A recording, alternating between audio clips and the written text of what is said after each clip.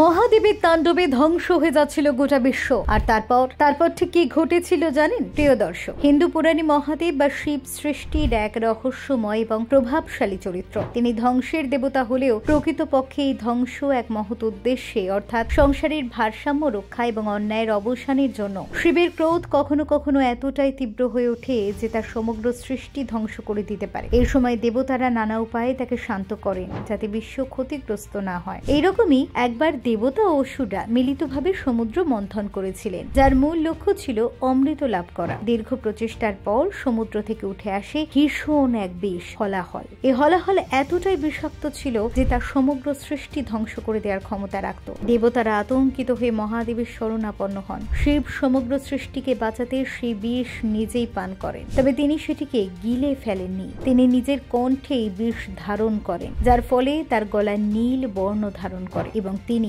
নীলকণ্ঠ নামে পরিচিত হন। কিন্তু বিষের তীব্র জ্বালায় মহাদেবের অতীব কষ্ট হচ্ছিল। তখন দেবতারা তাকে গঙ্গা জল অর্পণ করেন এবং চন্দন দ্বারা তার শরীরকে শীতল রাখার চেষ্টা করেন। এভাবেই তাদের প্রচেষ্টায় পরবর্তীতে শিব শান্ত হন এবং সমগ্র বিশ্ব এক ভয়াবহ বিপর্যয় থেকে রক্ষা পায়। আবার অন্য একবার শিব যখন গভীর তপস্যায় নিমগ্ন ছিলেন, তখন দেবতাদের প্রয়োজনে তাকে সেই ধ্যান থেকে জাগ্রত করা জরুরি হয়ে ওঠে। কারণ তখন ত্রিলোকজয়ী অসুর নিবারণে তরুণীরূপী পার্বতীর সাথে শিবের বিবাহই একমাত্র উপায়, যার মাধ্যমে স্কন্দ বা কার্তিকেয় জন্ম নিলে অসুরদের বিনাশ করবেন। কিন্তু শিবকে ধ্যান থেকে জাগাতে একমাত্র উপায় ছিল কামদেবের সাহায্য নেওয়া। কামদেব তার প্রেমের তীর ছুঁড়ে শিবের ধ্যান ভঙ্গ করেন। এতে শিব প্রচন্ড ক্রুদ্ধ হয়ে ওঠেন এবং তৃতীয় নেত্র খুলে কামদেবকে ভস্ম করে দেন। কিন্তু পরে যখন রতি অর্থাৎ কামদেবের স্ত্রী এবং দেবতারা অনুরোধ করেন, তখন মহাদেব বুঝতে পারেন তিনি প্রয়োজনের চেয়েও বেশি কঠোর হয়ে পড়েছেন। অতঃপর তিনি কামদেবকে পুনর্জন্মের বর দেন,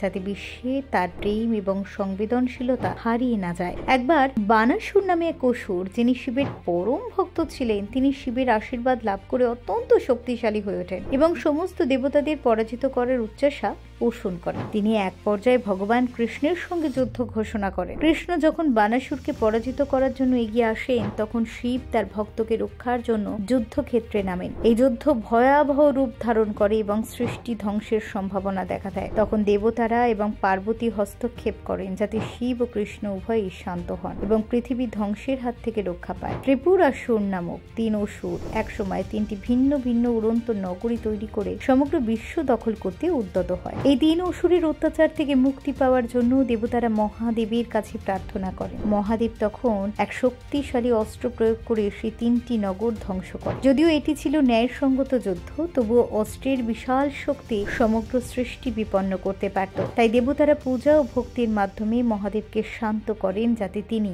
আরো ক্রুদ্ধ হয়ে উঠতে না পারেন। এভাবেই প্রতিটি ঘটনায় দেখা যায় যে মহাদেবের ক্রোধ এক বিশাল শক্তির প্রতিফলন, যা সঠিকভাবে নিয়ন্ত্রিত না হলে সৃষ্টির জন্য ভয়াবহ হয়ে উঠতে পারে। কিন্তু দেবতারা ও ভক্তরা যথাযথ ভক্তি, পুজো ও প্রার্থনার মাধ্যমে তাকে শান্ত করেন, যাতে তিনি সদয় হন, বিশ্বের ভারসাম্য রক্ষিত থাকে। শিব নিজেও একজন দয়ালু এবং ত্যাগী দেবতা, যিনি সৃষ্টির মঙ্গলের জন্য নিজে কষ্ট সহ্য করেন এবং প্রয়োজনে নিজের ক্ষমতা সংযত রাখেন। তার এই গুণাবলী তাকে ধ্বংসের দেবতা হলেও রক্ষাকর্তা ও পালনকর্তা হিসেবেও পরিণত করে। তাই তো তিনি দেবাদিদেব, অর্থাৎ দেবতাদেরও দেবতা তিনি। তাই আপনার শুভাকাঙ্ক্ষীদের কাছে ভিডিওটি পৌঁছে দিতে প্রচুর পরিমাণে শেয়ার করুন। ভিডিওটি অবশ্যই লাইক করুন, কমেন্টে জানান এই ধরনের আরো অজানা তথ্য আপনারা পেতে চান কিনা। চ্যানেলটিকে সাবস্ক্রাইব করে আমাদের পাশে থাকুন। কমেন্টে লিখুন জয় সনাতন ধর্মের জয়। হর হর মহাদেব।